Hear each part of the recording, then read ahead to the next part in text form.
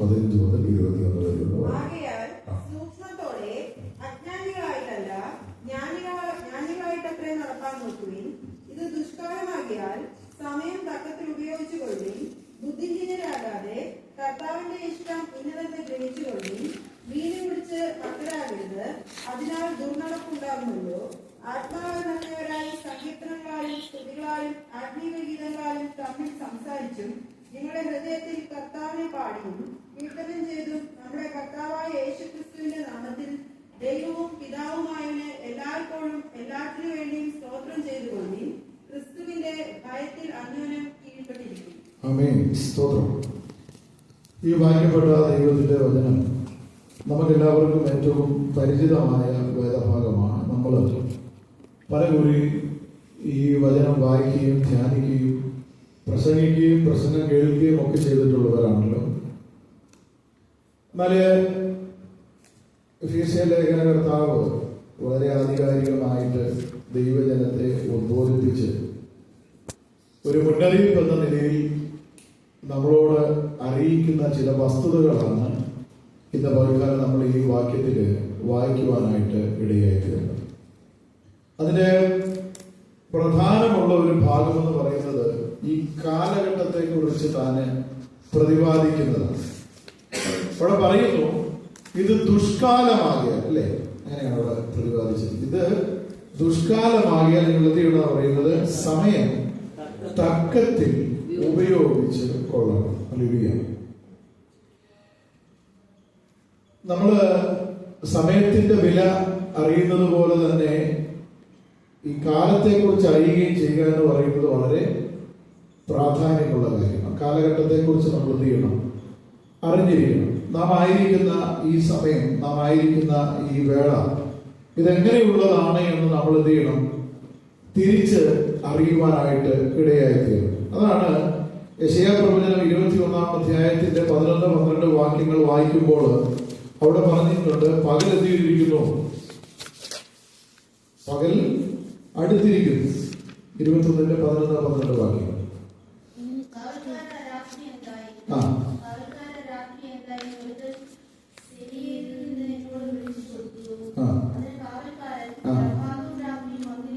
പ്രഭാതവും രാത്രിയും എന്ത് ചെയ്തിരിക്കുന്നു? വന്നിരിക്കുന്നു. ആമേൻ. ഹല്ലേലൂയ. അപ്പോൾ പ്രഭാതവും രാത്രിയും എന്ത് ചെയ്തിരിക്കുക? വന്നിരിക്കുന്ന ഒരു കാലഘട്ടമാണ്. അതുകൊണ്ട് ആമേൻ കാവൽക്കാരനോട് വിളിച്ചു ചോദിക്കുകയാണ് ദേശം, കാവൽക്കാര രാത്രി എന്താണ്? ഇന്ന് രാവിൽക്കാലം ആമേൻ ദൈവവചനം ധ്യാനിക്കുവാൻ ആഗ്രഹിക്കുന്ന അല്ലെങ്കിൽ ചിന്തിക്കുവാൻ ആഗ്രഹിക്കുന്ന നമ്മളോട് ദൈവവചനം ഓർമ്മപ്പെടുത്തുന്നു. അത് തന്നെയാണ് ദേശത്തിന്റെ കാവൽക്കാരായി ആമേൻ നിൽക്കുന്ന നമ്മളോട് ദേശം ചോദിക്കുന്ന ഒരു ചോദ്യമാണ്, കാവൽക്കാര രാത്രി എന്തായി? ആമേൻ. അതിന് കൃത്യവും വ്യക്തവുമായ മറുപടികൾ നമ്മൾ കൊടുക്കണമെങ്കിൽ ഈ കാലത്തെ കുറിച്ച് നമുക്ക് ബോധ്യമുണ്ടാകണം. ഹല്ലേലൂയ. ഈ കാലഘട്ടത്തെ കുറിച്ചും നാം ഇപ്പോൾ ആയിരിക്കുന്ന ഈ നാളുകളെ കുറിച്ച് നമുക്ക് വ്യക്തമായ ധാരണയുണ്ടെങ്കിൽ മാത്രമേ ആമേൻ നമ്മോട് ചോദിക്കുന്നവരോട് നമുക്ക് എന്ത് ചെയ്യാൻ കഴിയുള്ളൂ? മറുപടികളെ കൊടുക്കുവാനായിട്ട് കഴിയുകയുള്ളൂ. അല്ലെങ്കിൽ ആമേൻ ഈ സമയത്തെ ദുർഗുണങ്ങൾ എന്തൊക്കെയാണ്, ആമേൻ ഇത് കാണിക്കുന്നത് എന്തിനെയാണ് എന്ന് വ്യക്തതയോടെ നാം പറയണമെങ്കിൽ ഈ കാലഘട്ടത്തെ കുറിച്ച് നമുക്ക് ബോധ്യമുണ്ടാകണം. ഹല്ലേലൂയ. അപ്പൊ ദൈവജനമായ നമ്മള് ആമേൻ ഇവയെ തിരിച്ചറിയുവാനായിട്ട് ഇടയാക്കണം. അതിന് ആമേൻ നമ്മള് പ്രത്യേകമായ റിസർച്ചുകളൊന്നും ചെയ്യണ്ട. ദൈവവചനം മനസ്സിരുത്തി ഒന്ന് വായിച്ചാൽ, ഹല്ലേലൂയ, ആമേൻ ദൈവവചനം മനസ്സിരുത്തി ഒന്ന് വായിച്ചിട്ട് തലപൊക്കി നമ്മൾ വെളിയിലേക്ക് ഈ ലോകത്തിലേക്ക് ഒന്ന് നോക്കിയാൽ ആമേൻ വ്യക്തമായിട്ട് നമുക്ക് മനസ്സിലാകും ആമേൻ ഈ നാളും നാഴികയും എങ്ങനെ ഉള്ളത് എന്ന്. ഹല്ലേലൂയ. അങ്ങനെയെങ്കിൽ ഹല്ലേലൂയ ആമേൻ തിരുവചനത്തിന്റെ അടിസ്ഥാനത്തിൽ ഹല്ലേലൂയ ആമേൻ ഈ നാളുകളെ കുറിച്ച് ദൈവവചനം എന്താണ് നമ്മളെ ഓർമ്മപ്പെടുത്തുന്നത് എന്ന് വ്യക്തമായി നമുക്ക് കാണുവാനായിട്ടും ഇടയായി തീരുന്നു. ഹല്ലേലൂയ. ആമേൻ ഇവിടെ നമ്മൾ വായിക്കുന്നത് ഈ കാലത്തെ കുറിച്ച് ചിന്തിക്കുന്ന ഒരു വ്യക്തിക്ക്, അല്ലെ, ഈ കാലത്തെ കുറിച്ച് ചിന്തിക്കുന്ന ഒരു വ്യക്തിക്ക് വ്യക്തമായിട്ട് മനസ്സിലാക്കുവാനായിട്ട് കഴിയും, ഇത് അന്ത്യ കാലഘട്ടമാണ് എന്ന്, അല്ലെ. അന്ത്യ കാലഘട്ടത്തിലൂടെയാണ് നാം കടന്നു പോകുന്നതെന്ന് ദൈവവചനത്തിന്റെ അടിസ്ഥാനത്തിൽ ലോകത്തിലേക്ക് വീക്ഷിക്കുന്ന ഏതൊരു വ്യക്തിക്കും ആ വസ്തുത എന്ത് ചെയ്യാൻ കഴിയും, മനസ്സിലാക്കുവാനായിട്ട് കഴിയും. കാരണം ധാർമ്മികമായും സാമ്പത്തികമായും രാഷ്ട്രീയമായും സംഭവിക്കുന്ന സംഭവ വികാസങ്ങളൊക്കെ വിരൽ ചൂണ്ടുന്നത് ഈ കാലഘട്ടത്തിന്റെ അന്ത്യത്തിലേക്ക് എന്ത് ചെയ്തിരിക്കുന്നു, ഈ ലോകം കടന്നു വന്നിരിക്കുന്നു എന്നുള്ള വസ്തുതയാണ് എന്ത് ചെയ്യുന്നത്, വിരൽ ചൂണ്ടുവാനായിട്ട് ഇടയായി തീരുന്നത്. ധാർമ്മിക മൂല്യങ്ങൾക്ക് യാതൊരു വിലയുമില്ലാത്ത ഒരു കാലം. രാഷ്ട്രീയമായ നിലകളിൽ നോക്കിയാൽ എല്ലാ ഇടങ്ങളിലും എന്തുണ്ട്, ഒരു അസംതൃപ്തിയുടെ നാളുകളിലൂടെ എന്ത് ചെയ്യുന്നത്, ലോകം കടന്നുപോയിക്കൊണ്ടിരിക്കുന്നത്. ഏതൊരു ഭരണത്തെ കുറിച്ചും ഏതൊരു ഭരണകൂടത്തെ കുറിച്ചും ചിന്തിച്ചാൽ ഏത് ജനതയ്ക്കും എന്തില്ല, തൃപ്തിയില്ല, സംതൃപ്തിയില്ല. നാളുകളായി ഇറാൻ ഭരിച്ചുകൊണ്ടിരിക്കുന്ന അവിടുത്തെ ഭരണകർത്താക്കൾ ഒരിക്കലും അവിടെ ഒരു മാറ്റം സംഭവിക്കുകയില്ല എന്ന് എന്ത് ചെയ്യുന്നത്, എല്ലാവരും വിചാരിച്ചുകൊണ്ടിരിക്കുന്നത്. കാരണം അവിടെ രാജ്യം ഭരിക്കുന്നത് ഒരു രാഷ്ട്രീയ പാർട്ടി എന്നതിനേക്കാൾ അപ്പുറമായിട്ട് ഒരു മത നേതാവ് എന്ത് ചെയ്യുന്നത്, അവിടുത്തെ രാഷ്ട്രീയത്തെ ഭരിക്കുന്നത് അല്ലെങ്കിൽ നിയന്ത്രിക്കുന്നത്. അങ്ങനെയുള്ളിടത്ത് ഒരിക്കലും എന്ത് ചെയ്യില്ല, മാറ്റമുണ്ടാകുമെന്ന് ആർക്കും പ്രതീക്ഷിക്കുവാനായിട്ട് കഴിയില്ല. എന്നാൽ അങ്ങനെയുള്ള പലയിടങ്ങളിലും എന്ത് സംഭവിച്ചു, മാറ്റങ്ങൾ ഭവിക്കുവാനായിട്ട് മത നേതാക്കന്മാരുടെ പ്രസ്താവനകളെ അല്ലെങ്കിൽ അവരുടെ നേതൃത്വത്തെ തള്ളിപ്പറഞ്ഞുകൊണ്ട് ഇപ്പോൾ പുതിയ നമ്മുടെ ഇപ്പോഴത്തെ ജനറേഷന്റെ പുതിയ ഭാഷയിൽ പറഞ്ഞാൽ ജെൻസിയുടെ പ്രക്ഷോഭങ്ങളിൽ എന്ത് ചെയ്തു, അനേക ഭരണകൂടങ്ങൾ മറിയപ്പെടുവാനായിട്ട് ഇടയായി തീർന്നു. ഞാൻ പറഞ്ഞു വന്നത് രാഷ്ട്രീയമായ ഒരു അസ്ഥിരത്വം എവിടെയുണ്ട്, ഈ ലോകത്തിൽ എവിടെ നോക്കിയാലും നമുക്ക് കാണുവാനായിട്ട് കഴിയും. അതുപോലെ തന്നെ ധാർമ്മികമായ മൂല്യച്യുതികൾ എല്ലാ ഇടങ്ങളിലും ഒരുപോലെ എന്ത് ചെയ്യുന്നു, പടർന്നു പിടിക്കുന്നു. പണ്ട് നമ്മളിത് പാശ്ചാത്യ സംസ്കാരം എന്ന് പറഞ്ഞ് നമ്മൾ കണ്ടുകൊണ്ടിരുന്ന പല അധാർമിക പ്രവൃത്തികളും നമ്മുടെ ഇടയിൽ എന്ത് ചെയ്തിട്ടുണ്ട്, കടന്നു കയറിയിട്ടുണ്ട്. അതിനെയൊക്കെ ബുദ്ധി വൈഭവം കൊണ്ടും അല്ലെങ്കിൽ ഈക്വാലിറ്റി കൊണ്ടും സമത്വം കൊണ്ടും ഒക്കെ നമ്മൾ എന്ത് ചെയ്യും, അതിനെയൊക്കെ നമ്മള് ഒന്ന് ബാലൻസ് ചെയ്ത് സംസാരിക്കുന്ന ഒരു കാലഘട്ടത്തിലൂടെയാണ് നമ്മൾ എന്ത് ചെയ്യുന്നത്, കടന്നുപോയിക്കൊണ്ടിരിക്കുന്നത്. ഞാൻ പറഞ്ഞു വന്നത് ധാർമ്മികമായ മൂല്യങ്ങൾ നഷ്ടപ്പെട്ടുകൊണ്ടിരിക്കുന്ന ഈ കാലഘട്ടത്തിൽ, അതുപോലെ തന്നെ രാഷ്ട്രീയമായ നിലകളിലുള്ള തകർച്ചകൾ സംഭവിച്ചുകൊണ്ടിരിക്കുന്ന ഈ കാലഘട്ടത്തിൽ സാമ്പത്തിക നിലകളിൽ വലിയ തകർച്ചകൾ എന്ത് ചെയ്യുന്നു, ലോകത്ത് സംഭവിച്ചുകൊണ്ടേയിരിക്കുകയാണ്. നമുക്കറിയാം അമേരിക്ക ചില രാജ്യങ്ങൾക്ക് ചുങ്കം ചുമത്തി കഴിഞ്ഞപ്പോൾ അനേക രാജ്യങ്ങളുടെ സാമ്പത്തിക വ്യവസ്ഥ എന്ത് ചെയ്തു, തകരുവാനായിട്ടിടയായിട്ട്. കേവലം ഒരു രാജ്യം അവരുടെ രാജ്യത്തേക്ക് ഇറക്കുന്ന വസ്തുക്കൾക്ക് നികുതി കൂട്ടി കഴിഞ്ഞപ്പോൾ അനേക രാജ്യങ്ങൾ എന്ത് സംഭവിച്ചു, പ്രതിസന്ധിയിലേക്ക് കടന്നു പോകുവാനായിട്ടിടയായിട്ട്. ഇപ്പോഴും അങ്ങനെയുള്ള കാര്യങ്ങൾ എന്ത് ചെയ്യുന്നുണ്ട്, സംഭവിച്ചുകൊണ്ടിരിക്കുക. പുതിയതായിട്ട് ട്രംപ് പറഞ്ഞിരിക്കുന്നത് യൂറോപ്പിൽ എന്ത് ചെയ്യും, നികുതി ചുമത്തും. ഇതുവരെയും മറ്റ് ഇന്ത്യ പോലുള്ള രാജ്യങ്ങൾക്കാണ് നികുതി ചുമത്തിയതെങ്കിൽ ഇനി യൂറോപ്പ് പോലുള്ള രാജ്യങ്ങൾക്ക് തങ്ങൾ എന്ത് ചെയ്യും, നികുതി ചുമത്തുമെന്ന് പറയുമ്പോൾ അപ്പോൾ സംഭവിക്കുന്നത് എന്തെന്ന് ചോദിച്ചു കഴിഞ്ഞാൽ നമ്മുടെ ലോകത്ത് ഒരു വലിയ സാമ്പത്തികമായ അസ്ഥിരത്വം കടന്നു വരുവാനായിട്ട് ഇടയാകുന്ന ഒരു കാലത്തിലൂടെ നമ്മൾ കടന്നു പോകുന്നത്. എന്തിന് ലോകത്തെ കുറിച്ച് പറയുന്നു, നമ്മൾ നമ്മളിലേക്കൊന്ന് നോക്കിക്കഴിഞ്ഞാൽ നമ്മളുടെയൊക്കെ ജീവിതത്തിന്റെ അനുദിന ചിലവും കാര്യങ്ങളും സാമ്പത്തിക ഭദ്രയില്ലായ്മയും ഒക്കെ നമ്മളൊന്ന് ചിന്തിച്ചു നോക്കിയാൽ എല്ലാ മേഖലകളിലും എല്ലാ ഇടങ്ങളിലും തകർച്ചകൾ എന്ത് ചെയ്യുന്നു, സംഭവിച്ചുകൊണ്ടേയിരിക്കുന്നു.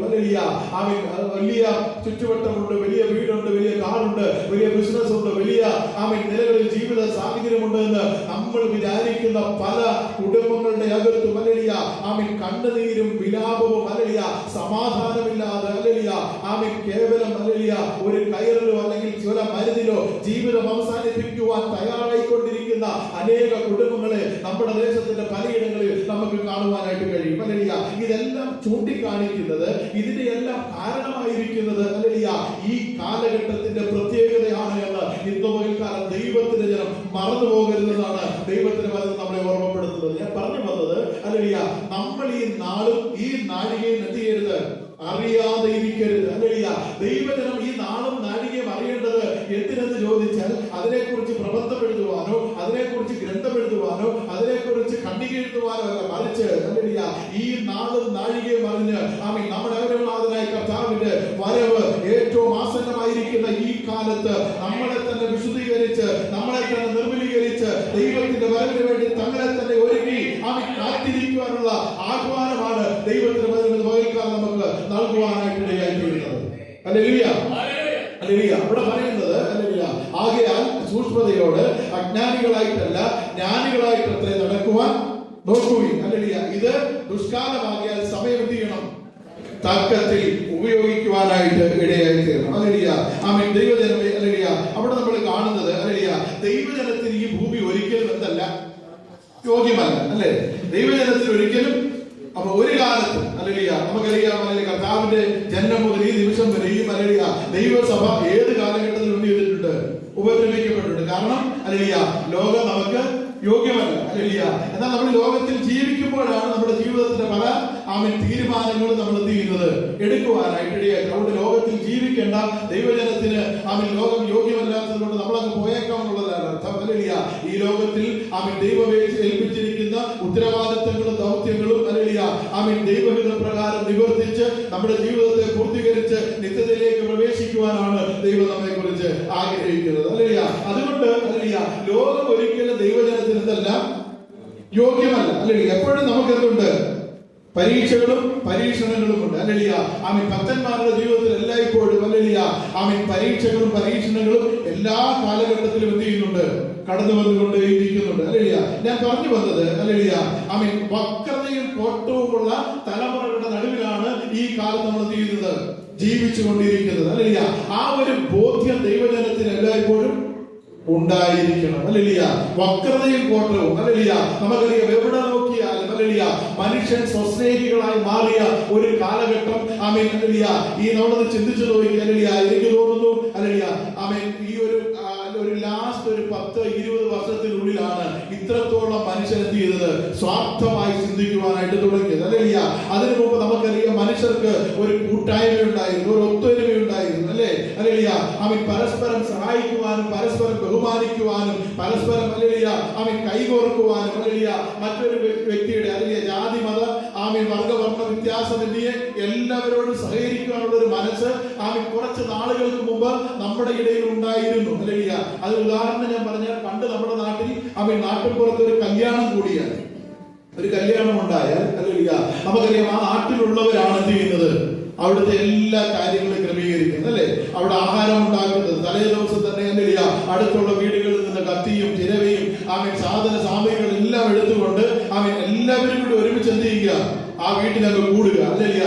എല്ലാവരും കൂടി എന്ത് ചെയ്യുന്നത്, ആഹാരം ക്രമീകരിക്കുന്നത്, അവിടെയുള്ള ആമീൻ പന്തലിടുന്നാനായാലും അവിടെ കസേര ഇറക്കാനായാലും അവിടുത്തെ എല്ലാ കാര്യങ്ങൾക്കും മുന്നിട്ട് നിൽക്കുന്ന ആരാ, നാട്ടുകാർ അല്ലേ. നാട്ടുകാർ തന്നെയാണ് എല്ലാ കാര്യങ്ങളും ചെയ്യുന്നത് ഹല്ലേലൂയ.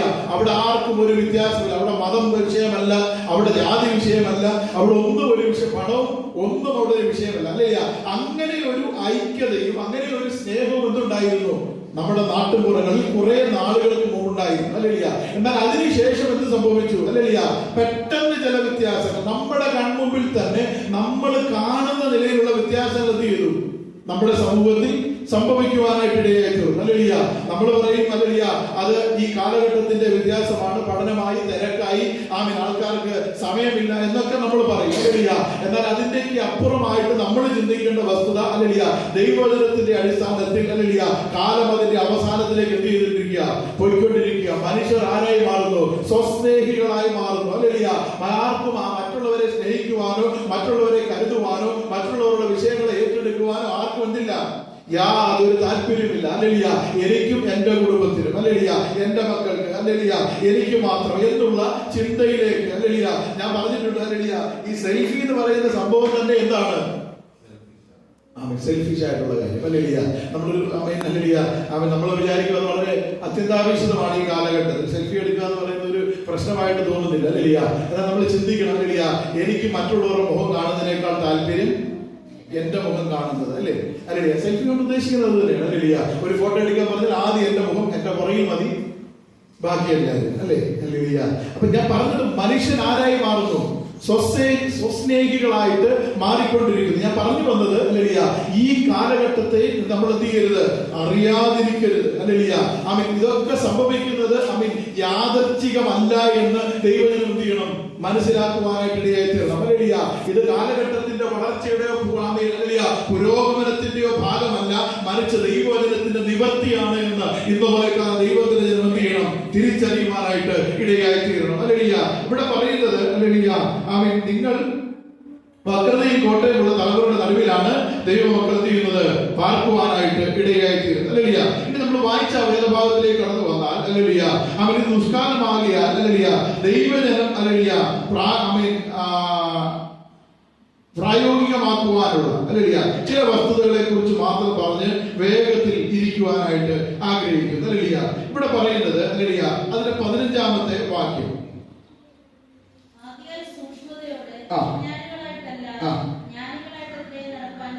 അല്ലേലിയ, ദൈവജനം എന്ത് ചെയ്യണമെന്ന് പറയുന്നത്?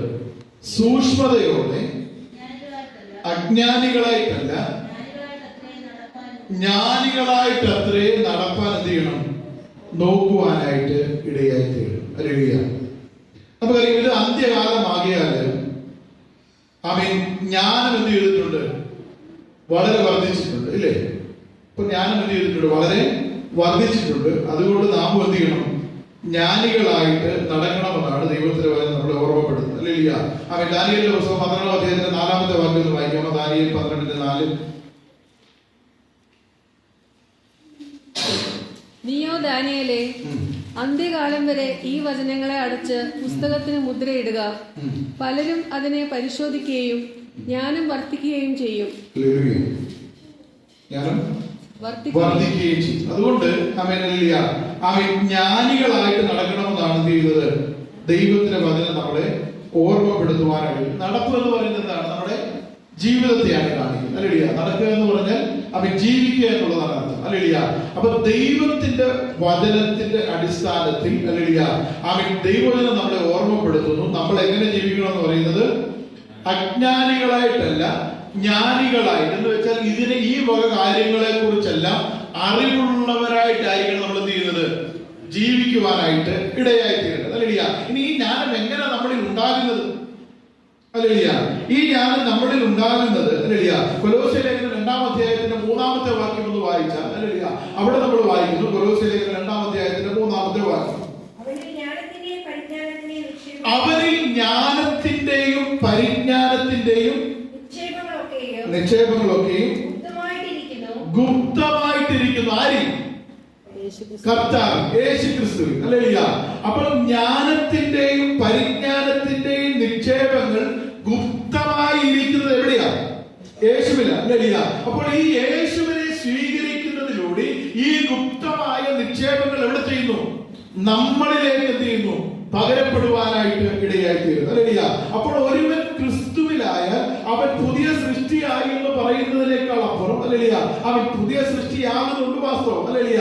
അപ്പോൾ തന്നെ അവനിലുള്ള ഗുപ്തമായ ആ ജ്ഞാനവും പരിജ്ഞാനവും എന്ത് ചെയ്തിരിക്കുന്നു?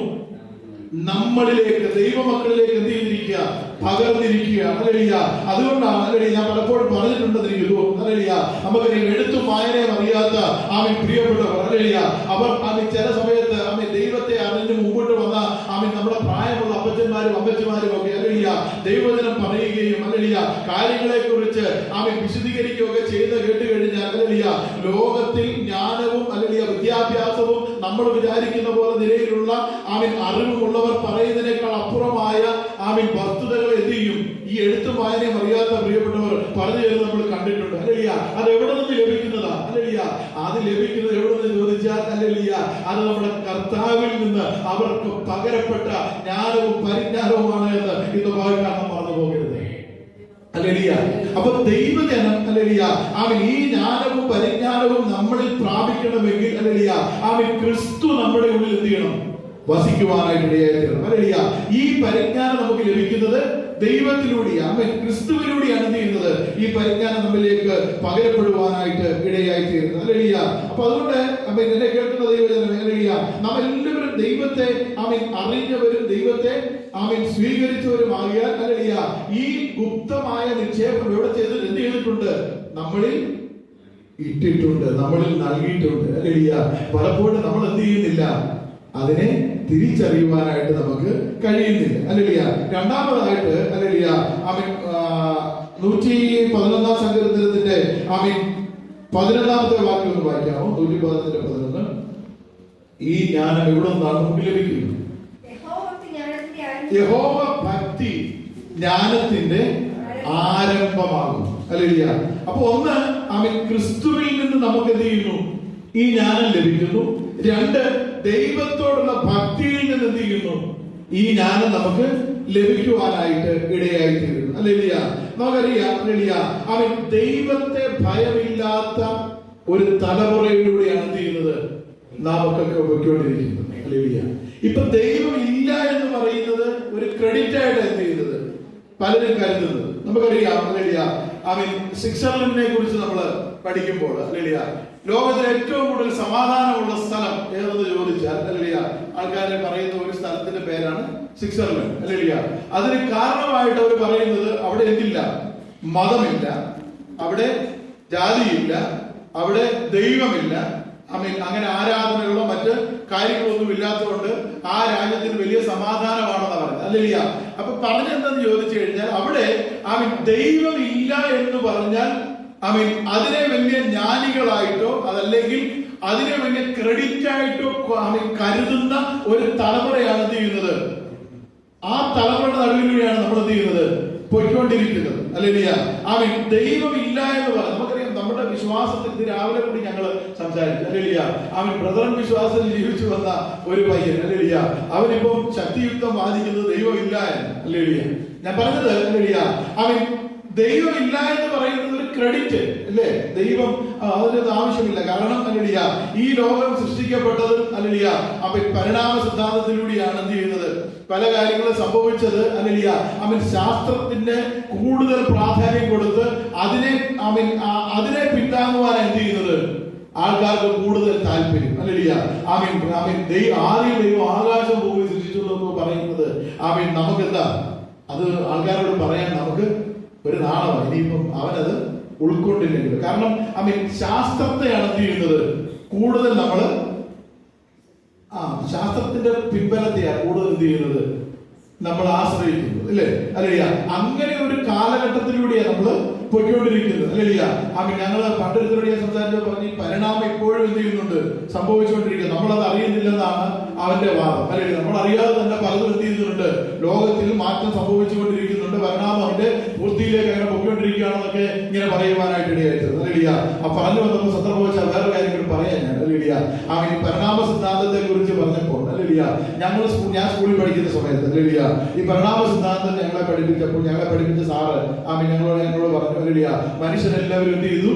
കുരങ്ങിൽ നിന്നാണ് മനുഷ്യരൊക്കെ രൂപാന്തരം പ്രാപിച്ചു. കാലാന്തരങ്ങളിൽ അനേക നാളുകൾ ഇങ്ങനെ ചെയ്ത് രൂപാന്തരം പ്രാപിച്ചാണ് എന്ത് ചെയ്തത്? മനുഷ്യനായി മാറിയത്. അല്ലല്ല അങ്ങനെ ആളുകളുടെ പരിണാമ സിദ്ധാന്തമൊക്കെ പഠിക്കാം. അതിനങ്ങനെ ആ രീതിയിൽ എഴുതി വെച്ചിട്ടില്ല മാറി കിട്ടുള്ളൂ. പക്ഷേ ഞാൻ പറഞ്ഞു അല്ലല്ല ഞാനത് സമ്മതിക്കുന്നില്ല. കാരണം എന്നെ സൺഡേ സ്കൂളിൽ പഠിപ്പിച്ചിരിക്കുന്നത് അല്ലല്ല ദൈവമാണ് എന്ത് ചെയ്തത്? മനുഷ്യനെ സൃഷ്ടിച്ചത്. കുരങ്ങൻ മനുഷ്യനായി മാറിയെന്ന് ബൈബിളിൽ പറഞ്ഞിട്ടില്ല. അതുകൊണ്ട് ഞങ്ങൾ എന്ത് ചെയ്തില്ല? ഞാൻ വിശ്വസിക്കുന്നില്ല എന്ന് പറഞ്ഞു. അല്ലേലിയ അന്നെ സാറൊത്തിരി കളിയാക്കുകയും ചെയ്തു. അല്ലേലിയ അപ്പൊ അതിന് നടുവിലും എനിക്കത് ധൈര്യത്തോടെ പറയാനായിട്ട് കഴിഞ്ഞു. കാരണം എന്നെ സൺഡേ സ്കൂളിൽ പഠിപ്പിച്ചത് എന്താണ്? ദൈവമാണ് എന്നെ എന്ത് ചെയ്തത്? സൃഷ്ടിച്ചത് എന്ന്. അല്ലേലിയ അതുകൊണ്ട് ദൈവം തന്റെ സാദൃശ്യത്തിലും സ്വരൂപത്തിലും എന്നെ സൃഷ്ടിച്ചതുകൊണ്ട് ഞാൻ കുരങ്ങിൽ നിന്ന് വന്നതല്ല എന്ന് ഞാൻ പറയാനായിട്ട് ഇടയായിരുന്നത്. ഞാൻ പറഞ്ഞു വന്നത് അല്ലേലിയ പലപ്പോഴും നമുക്ക് ഈ പരിണാമ സിദ്ധാന്തങ്ങൾ ഇങ്ങനെയുള്ള കാര്യങ്ങളിൽ ശാസ്ത്രത്തിന്റെ പിൻബലമാണ് പലതിനും നമ്മൾ എന്ത് ചെയ്യുന്നത് കണ്ടെത്തുവാൻ. ഇന്ന് ബൈബിളിന്റെ അടിസ്ഥാനത്തിൽ അല്ല, ബൈബിളിന്റെ കാര്യങ്ങൾ വ്യാഖ്യാനിക്കുമ്പോഴും അല്ല, ശാസ്ത്രത്തിന്റെ പിൻബലം പലരും എന്ത് ചെയ്യുന്നത് അന്വേഷിച്ചുകൊണ്ടിരിക്കുന്നത്. അതൊക്കെ നല്ലതാണെന്ന് അല്ലില്ല.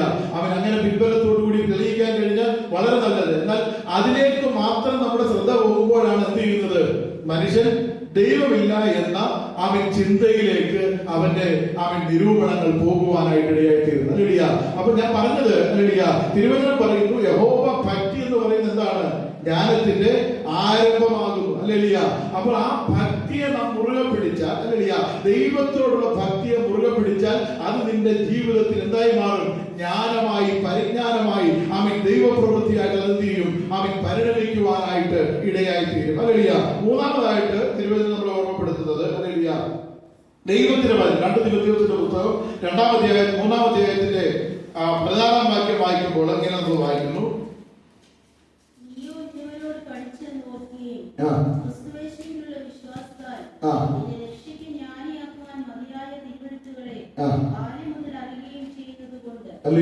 നിന്റെ രക്ഷയ്ക്ക് ജ്ഞാനിയാക്കുവാൻ മതിയായ തിരുവെഴുത്തുകളെ ബാല്യം മുതൽ നീ അറിയുകയും ചെയ്തതുകൊണ്ട്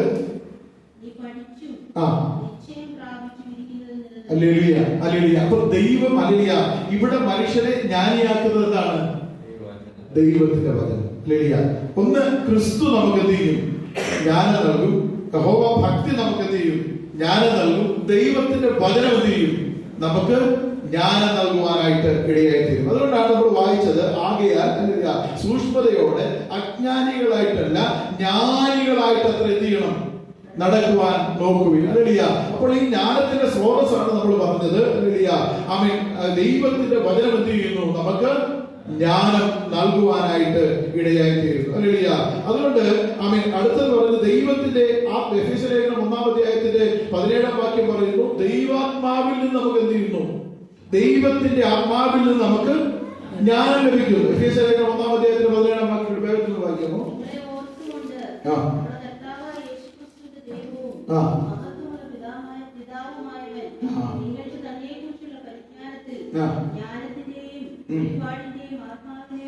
ജ്ഞാനത്തിന്റെയും വെളിപ്പാടിന്റെയും ആത്മാവിനെ തരേണ്ടതിന് അല്ലേലൂയ.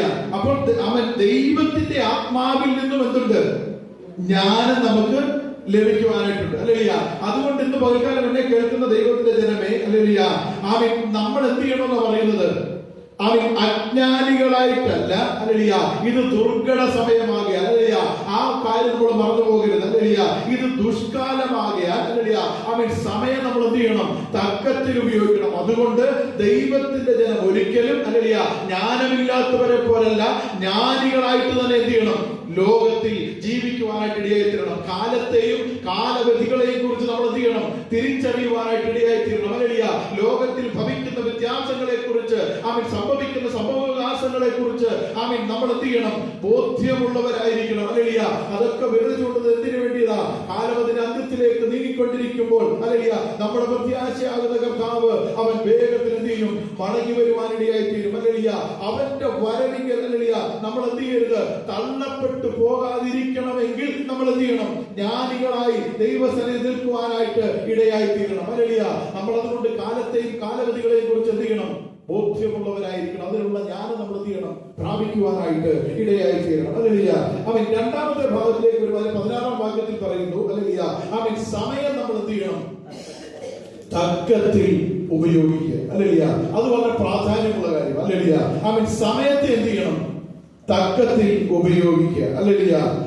ദൈവജനമേ അല്ലേലൂയ, സമയം തക്കത്തിൽ ഉപയോഗിക്കുക എന്ന് പറഞ്ഞാൽ എന്താ നമ്മള് അർത്ഥമാക്കുന്നത്, നമുക്ക് ലഭിക്കുന്ന അവസരങ്ങളെ തക്കത്തിൽ എന്ത് ചെയ്യുക, വിനിയോഗിക്കുക അല്ലേ. നമുക്ക് ലഭിക്കുന്ന അവസരങ്ങളെ നമ്മൾ തക്കത്തില് വിനിയോഗിക്കുക എന്നുള്ളതാണ് അല്ലേലൂയ. അപ്പൊ നമുക്കറിയാം അല്ലേലൂയ, നമ്മുടെ ജീവിതം എന്ന് പറയുന്നത് വളരെ ചെറുതാണ് അല്ലേ. ദൈവജനം പറയുന്നത് എന്താണ്, 70, 80, 4 പേര് അങ്ങനെ പല കാര്യങ്ങൾ നമ്മളുടെ വചനത്തിൽ നമുക്ക് കാണുവാനായിട്ട് കഴിയും. നമുക്കറിയാം നമ്മുടെ ജീവിതം സംബന്ധിച്ച് നമ്മുടെ ജീവിതം അങ്ങനെയുള്ളതാണ്, വളരെ ചെറുതാണ് മറ്റൊരു വസ്തുത ഇന്നലകൾ ഇനി ഒരിക്കലും എന്ത് ചെയ്യുകയില്ല, തിരികെ വരികയില്ല. ഇല്ലേ? ഇന്നലകൾ ഒരിക്കലും നമുക്ക് തിരികെ ലഭിക്കുകയില്ല. ഇനി നാളെയെ കുറിച്ചാണെങ്കിൽ നാളെ എന്താണെന്നുള്ള ബോധ്യവും നമുക്ക് ഇല്ല. എന്താണ് നാളെ ഭവിക്കുവാൻ പോകുന്നതെന്നും നമുക്ക് ആർക്കും അറിയുകയില്ല. നമ്മളിപ്പോൾ ഇവിടുന്ന് ഇതിന് വെളിയിലോട്ട് ഇറങ്ങിയാൽ എന്താ സംഭവിക്കുന്നതെന്ന് നമുക്ക് ആർക്കും യാതൊരു ബോധ്യവുമില്ല. പക്ഷെ ഇപ്പോൾ സംഭവിക്കുന്നതിനെ കുറിച്ച്, ഇപ്പോൾ നമ്മളിപ്പോൾ ആയിരിക്കുന്ന ഈ നിമിഷത്തെ കുറിച്ച് നമ്മൾ എങ്ങനെയുള്ളവരായിരിക്കണം? ബോധ്യമുള്ളവരായിരിക്കണം. അതാണ് തിരുവചനം പറയുന്നത്, സമയത്ത് എന്ത് ചെയ്യണം? തക്കത്തിൽ ഉപയോഗിക്കുക. അല്ലെ? കഴിഞ്ഞ നാളുകളെ കുറിച്ച് നമ്മൾ വിലപിക്കുന്നവരായിട്ടോ നാളെയെ കുറിച്ച് ഓർത്ത് വിലാപം കഴിക്കുന്നവരായിട്ടല്ല ദൈവം നമ്മളെ കുറിച്ച് ആഗ്രഹിക്കുന്നത്. ഇന്ന് നിനക്ക് ലഭിച്ചിരിക്കുന്ന ഈ നിമിഷം നീ എങ്ങനെ ഉപയോഗിക്കുന്നു എന്നുള്ളതാണ് ദൈവം ചെയ്യുന്നത്, കണക്കാക്കുന്നത്. അല്ലെ? അങ്ങനെ നമ്മൾ ഇന്നേ കുറിച്ച്, അല്ലെ, ഈ നിമിഷത്തെ കുറിച്ച്, അല്ലെ, നമ്മൾ പലപ്പോഴും ഭൂതകാലത്തെ കുറിച്ചും ഭാവി കാലത്തെ കുറിച്ചുമാണ് കൂടുതൽ ചെയ്യുന്നത്, ചിന്തിക്കുന്നത്. അല്ലേ? അല്ലെ? ഭൂതകാലത്തിൽ എനിക്ക് ഭയങ്കര കൃപയുണ്ടായിരുന്നു. അല്ലെ? അന്ന് ഞങ്ങൾ ഭയങ്കര ആരാധനക്കാരായിരുന്നു പണ്ട്. അല്ലെ? അങ്ങനെ നമ്മൾ ചിന്തിക്കുന്നവരുണ്ട്. അല്ലെ? പിന്നെ നാളെയെ കുറിച്ച് വിചാരപ്പെടുന്ന ഒത്തിരി പേരുണ്ട്. അല്ലെ? നാളെ എന്ത് ഭവിക്കുമെന്നുള്ളതിനെ കുറിച്ച്. അല്ലെ? എന്നാൽ തിരുവചനം നമ്മളെ ഓർമ്മപ്പെടുത്തുന്നത് ഇന്ന് എന്നുള്ള ഈ സമയം. അല്ലെ? നമ്മൾ ഇപ്പോൾ ആയിരിക്കുന്ന ഈ നിമിഷങ്ങൾ, അല്ലെ, അതിനെ കുറിച്ച് നമ്മൾ എന്ത് ചെയ്യേണ്ടത്? ചിന്തിക്കേണ്ടത്. ആ നിമിഷമാണ്, ഈ സമയത്തെയാണ് നമ്മൾ എന്ത് ചെയ്യേണ്ടത്? തക്കത്തിൽ ഉപയോഗിക്കുവാനായിട്ട് ഇടയായി തീരേണ്ടത്. അല്ലെ? അത് ദൈവത്തെ ആരാധിക്കാനാണെങ്കിൽ ദൈവത്തെ ആരാധിക്കുവാൻ, അത് ദൈവത്തെ മഹത്വപ്പെടുത്തുവാനാണെങ്കിൽ ദൈവത്തെ മഹത്വപ്പെടുത്തുവാൻ അല്ല. ദൈവത്തിന്റെ കൃപ നമുക്ക് ലഭിച്ച് എന്ത് ചെയ്യണമോ എന്നുള്ള ബോധ്യം നമുക്ക് ലഭിക്കുന്നു, അതിനെ വേഗത്തിൽ ചെയ്യുവാനാണ് ദൈവം ചെയ്യുന്നത്, നമ്മെ കുറിച്ച് ആഗ്രഹിക്കുന്നു. അല്ലെ? സമയം എന്ത് ചെയ്യണം? തക്കത്തിൽ നമ്മൾ വിനിയോഗിക്കുവാനായിട്ട് ഇടയായി തീരണം. അല്ലെ? ഒരിക്കലും നമ്മൾ എന്ത് ചെയ്യരുത്? പിന്നേന്ന് തള്ളിക്കളയുവാനായിട്ട് ഇടയായി തീരരുത്. നാളെന്ന് തള്ളി വെക്കുവാനായിട്ട് ഇടയായി തീരരുത്. ദൈവാത്മാവ് എന്താണോ നമ്മളെ ബോധ്യപ്പെടുത്തുന്നത് അത് വേഗത്തിലും തക്കത്തിലും എന്ത് ചെയ്യണം? ചെയ്യുവാനായിട്ട് ഇടയായി തീരണം. അതാണ് ദൈവജനത്തിന് ഈ കാലഘട്ടത്തിൽ ഉണ്ടാകേണ്ടുന്ന ഒരു വസ്തുത എന്ന് പറയുന്നത്. അല്ലെ? ദൈവജനം പറയുന്നു നമ്മൾ എന്ത് ചെയ്യണം? സമയത്തെ തക്കത്തിൽ ഉപയോഗിക്കുവാനായിട്ട് ഇടയായി തീരണം. അല്ലെ? അടുത്തത് അതിന്റെ 17-ാം വാക്യം വേഗത്തിൽ പറഞ്ഞു പോകാം. അതിന്റെ 17-ാമത്തെ വാക്യം വായിക്കുമോ?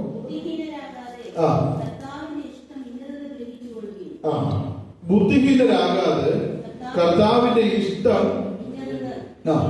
ഗ്രഹിച്ചുകൊള്ളുക. അല്ലെ? അപ്പൊ ദൈവത്തിന്റെ ഹിതം എന്ത് നമ്മൾ എന്ത് ചെയ്യണം?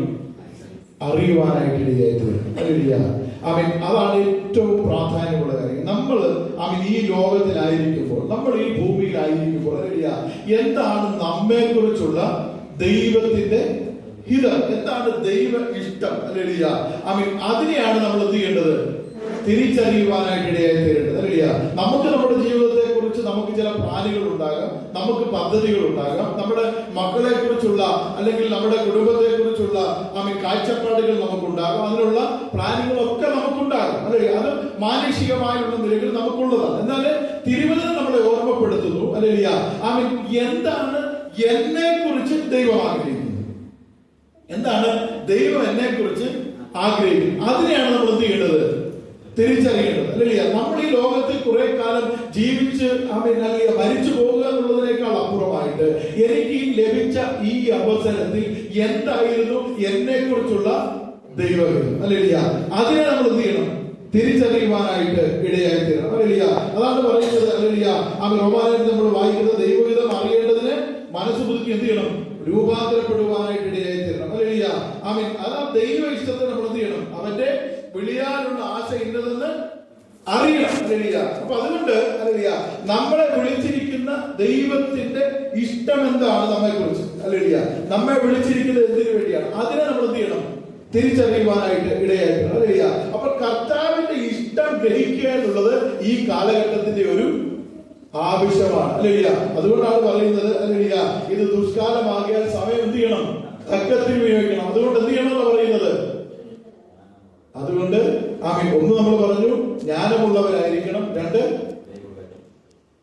പിന്നെ കർത്താവിന്റെ ഇഷ്ടം ഗ്രഹിക്കുന്നവർ ആയിരിക്കണം. അതുകൊണ്ട് തിരുവചനം നമ്മളെ ഓർമ്മപ്പെടുത്തുകയാണ്, അല്ലെങ്കിൽ നമ്മളെ കുറിച്ചുള്ള ദൈവഹിതം എന്തെന്ന് നമ്മൾ എന്ത് ചെയ്യണം? തിരിച്ചറിയുവാനായിട്ട് ഇടയായി തീരണം. 4-ാമത്തെ ഭാഗത്തിലേക്ക് കടന്നു വരാം. അതിന്റെ 18-ാമത്തെ വാക്യം. അതിനാൽ നിങ്ങൾക്കുണ്ടാകുമല്ലോ. ആ ആത്മാവ് നിറഞ്ഞവരായി ആ സങ്കീർത്തനങ്ങളാലും സ്തുതികളാലും ആത്മീയ ഗീതങ്ങളാലും തമിഴ് സംസാരിച്ചും മതി. ഹല്ലേലൂയ. ഇവിടെ പറയുന്നു നിങ്ങൾ എന്ത് ചെയ്യണം? ആത്മാവ് നിറഞ്ഞവരാകും. ഹല്ലേലൂയ. ഇത് വളരെ ദൈവജനത്തെ സംബന്ധിച്ചിടത്തോളം വളരെ പ്രാധാന്യമുള്ള കാര്യമാണ്. ഹല്ലേലൂയ. ദൈവജനം ഹല്ലേലൂയ ആത്മാവിൽ നിറയാതിരിക്കുമ്പോൾ ഹല്ലേലൂയ നമ്മുടെ ഉള്ളിൽ വേറെ പലതും എന്ത് ചെയ്യും? നിറയുവാനായിട്ട് ഇടയായിത്തീരും. ഹല്ലേലൂയ. ദൈവാത്മാവിനാൽ നിറയപ്പെടുകയും ദൈവാത്മാവിനാൽ നിയന്ത്രിക്കപ്പെടുകയും ചെയ്യുക എന്നുള്ളതാണ് ഏതൊരു വിശ്വാസിയെ കുറിച്ചുള്ള ദൈവത്തിന്റെ ഹിതമെന്ന് പറയുന്നത്. ഹല്ലേലൂയ. അപ്പൊ ദൈവാത്മാവിനാൽ നമ്മൾ നിറയണം. ദൈവാത്മാവിനെ എന്ത് ചെയ്യണം? നിയന്ത്രിക്കപ്പെടുവാനായിട്ട് ഇടയായിത്തീരണം. ഹല്ലേലൂയ. നമ്മെ നിയന്ത്രിക്കേണ്ടത് ആരാണ്? ദൈവത്തിന്റെ ആത്മാവാണ്. ഹല്ലേലൂയ. അങ്ങനെ ഒരു ക്രിസ്തീയ ജീവിതമാണ് ദൈവം നമ്മിൽ നിന്ന് എന്ത് ചെയ്യുന്നത്? ആഗ്രഹിക്കുവാനായിട്ട് ഇടയാകുന്നത്. അതുകൊണ്ട് അതാണ് ദൈവഹിതമെന്ന് തിരിച്ചറിഞ്ഞുകൊണ്ട് നമ്മൾ എന്ത് ചെയ്യണം? ആത്മാവിൽ നിറയുവാനായിട്ട് ഇടയായിരുന്നു. അടുത്തൊരു ഭാഗത്തോട് പറയുന്നത് വീഞ്ഞു കുടിച്ച് എന്ത് ചെയ്യരുത്? മത്തരാകരുത്. ഹല്ലേലൂയ. വീഞ്ഞു കുടിച്ച് ഹല്ലേലൂയ അതിനാൽ നമ്മൾ എന്ത് ചെയ്യരുത്? നിയന്ത്രിക്കപ്പെടരുത്. ഹല്ലേലൂയ. അതിനാൽ നമ്മൾ എന്ത് ചെയ്യരുത്? നിയന്ത്രിക്കപ്പെടാതെ മറിച്ച് ആത്മാവിനാലായിരിക്കണം നമ്മൾ എന്ത് ചെയ്യേണ്ടത്? നിയന്ത്രിക്കപ്പെടുക. ഹല്ലേലൂയ. അപ്പൊ ആത്മാവിനാൽ നിയന്ത്രിക്കപ്പെടുന്ന ഒരു ജീവിതമായിരിക്കണം ഏതൊരു ക്രിസ്തു വിശ്വാസിയും ആഗ്രഹിക്കേണ്ടത് എന്നാണ് ദൈവത്തിന്റെ വചനം നമ്മളെ ഓർമ്മപ്പെടുത്തുന്നത്. ഞാൻ പറഞ്ഞു വന്നത് ഹല്ലേലൂയ അടുത്ത ഭാഗത്തിലേക്ക് വരാം വേഗത്തില്. ഹല്ലേലൂയ. അതിന്റെ 5-ാമത്തെ ഭാഗത്തിലേക്ക് വരുമ്പോൾ അതിന്റെ 21-ാമത്തെ വാക്യം കൂടി വായിക്കാം. ക്രിസ്തുവിന്റെ ഭയത്തിൽ എന്ത് ചെയ്യണം? അന്യോന്യം കീഴ്പ്പെട്ട് ഇരിക്കുവാനായിട്ട് ഇടയായിത്തീരണം. ഹല്ലേലൂയ. അന്യോന്യം കീഴ്പ്പെടുത്തണമെന്നല്ല, അന്യോന്യം എന്ത് ചെയ്യണം? കീഴ്പ്പെട്ട് ഒരുവൻ മറ്റൊരുവനെ എന്ത് ചെയ്യണം? ശ്രേഷ്ഠനെന്ന് എണ്ണണം. ഹല്ലേലൂയ. ഞാന് ഹല്ലേലൂയ വലിയ ആളായിരിക്കാം. ഹല്ലേലൂയ. എന്നാൽ എന്റെ മുമ്പിൽ ഇരിക്കുന്ന നിങ്ങൾ ഒട്ടും കുറവുള്ളവരല്ല. അല്ലേ? ഹല്ലേലൂയ. നമ്മളെല്ലാവരും എന്നേക്കാൾ കേമന്മാരാണ്, എന്നേക്കാൾ മിടുക്കന്മാരാണ് മറ്റവരെന്നുള്ള കാര്യം നമ്മൾ എന്ത് ചെയ്യണം? തിരിച്ചറിയണം. മറ്റുള്ളവരെ ശ്രേഷ്ഠൻ എണ്ണി കഴിയുമ്പോൾ എന്ത് ചെയ്യും? കീഴ്പ്പെടുവാനായിട്ട് ഇടയായിത്തീരും. ഇല്ലേ? ഹല്ലേലൂയ. മറ്റുള്ളവരുടെ മുമ്പാകെ നമ്മൾ കീഴ്പ്പെടണമെങ്കിൽ നമ്മളെക്കാൾ ശ്രേഷ്ഠരാണെന്ന് അവരെന്ത് ചെയ്യണം? നമ്മൾ എണ്ണുവാനായിട്ട് ഇടയായിത്തീരണം. ഹല്ലേലൂയ. മറ്റുള്ളവരെ ശ്രേഷ്ഠരെന്ന് എണ്ണുവാനുള്ള, മറ്റുള്ളവരുടെ മുമ്പാകെ കീഴ്പ്പെടുവാനുള്ള, മറ്റുള്ളവരെ കേൾക്കുവാനുള്ള, ശ്രമിക്കുവാനുള്ള ആ ഒരു മനസ്സ് എല്ലാ ദൈവമക്കളിലും എന്ത് ചെയ്യണം? ഉണ്ടാകുവാനായിട്ട് ഇടയായിത്തീരണം. തിരുവചനം പറയുന്നത് ഭാര്യ ഭർത്താവിന് എന്ത് ചെയ്യണം? കീഴ്പ്പെടണം. ഹല്ലേലൂയ. മക്കൾ മാതാപിതാക്കൾക്ക് എന്ത് ചെയ്യണം? കീഴ്പ്പെടണം. ഹല്ലേലൂയ. ദാസന്മാർ യജമാനന്മാർക്ക് എന്ത് ചെയ്യണം? കീഴ്പ്പെടണം. ഹല്ലേലൂയ. ഇതൊക്കെ ദൈവവചനത്തിലെ വ്യവസ്ഥകൾ. അപ്പൊ കീഴ്പ്പെടുക എന്ന് പറഞ്ഞാൽ ഹല്ലേലൂയ തോൽക്കുക എന്നുള്ളതല്ല അതിനർത്ഥം. ഹല്ലേലൂയ. അല്ലെങ്കിൽ തോൽപ്പിക്കുക എന്നുള്ളതല്ല അതിന്റെ അർത്ഥം. ഹല്ലേലൂയ. പലപ്പോഴും നമ്മൾ ചിന്തിക്കുന്നത് ഹല്ലേലൂയ ഒരാൾക്ക് കീഴ്പ്പെടുക എന്ന് പറഞ്ഞാൽ നമ്മൾ എന്ത് ചെയ്തു? തോറ്റുപോയി. ഹല്ലേലൂയ. ഞാനല്ലാതായി എന്നാ നമ്മൾ എന്ത് ചെയ്യുന്നത്? ചിന്തിക്കുന്നത്. അതല്ല ദൈവം ആഗ്രഹിക്കുന്നത്. ഹല്ലേലൂയ. ഒരുവനെ തന്നേക്കാൾ ശ്രേഷ്ഠനെന്ന് എണ്ണി കഴിയുമ്പോൾ ഹല്ലേലൂയ നമ്മൾ അവർക്ക് എന്ത് ചെയ്യും? കീഴ്പ്പെടും. അവരുടെ വാക്കുകളിലൂടെ നമ്മൾ എന്ത് ചെയ്യും? കേൾക്കുവാനായിട്ട് ഇടയായിത്തീരും. ഹല്ലേലൂയ. ഭാര്യ കീഴ്പ്പെടുക എന്ന് പറഞ്ഞാൽ ഹല്ലേലൂയ എന്ത് ചെയ്യുക? ഭർത്താവിനെ എന്ത് ചെയ്യുക എന്ന് പറയുന്നത് തോറ്റുകൊടുക്കുക എന്നതിന്റെ അർത്ഥം അല്ല. ഹല്ലേലൂയ. അങ്ങോട്ടും ഇങ്ങോട്ടും എന്ത് ചെയ്യുക? ബഹുമാനിക്കുക, ആദരിക്കുക. ഹല്ലേലൂയ. അപ്പയപ്പന്മാരെ ഹല്ലേലൂയ മക്കൾ മാതാപിതാക്കൾക്ക് കീഴ്പ്പെടുക എന്ന് പറഞ്ഞാൽ ഹല്ലേലൂയ അവരവരുടെ അടിമകളാണെന്ന് തന്നെ അർത്ഥം അല്ല. ഹല്ലേലൂയ. അതൊക്കെ സ്നേഹത്തിൽ സംഭവിക്കുന്നത്. അല്ലേ? എവിടെയാണോ ദൈവസ്നേഹം ഉള്ളത് അവിടെയാണ് എന്ത് ചെയ്യുന്നത്? ഇതൊക്കെ സംഭവിക്കുവാനായിട്ട് ഇടയായിട്ട്. ഞാൻ പറഞ്ഞു വന്നത് എന്തെന്ന് ചോദിച്ചാൽ ഹല്ലേലൂയ എന്നെ കേൾക്കുന്ന ദൈവത്തിന്റെ ജനമേ, ഇത് ദുഷ്കാലമാണ്. ഹല്ലേലൂയ.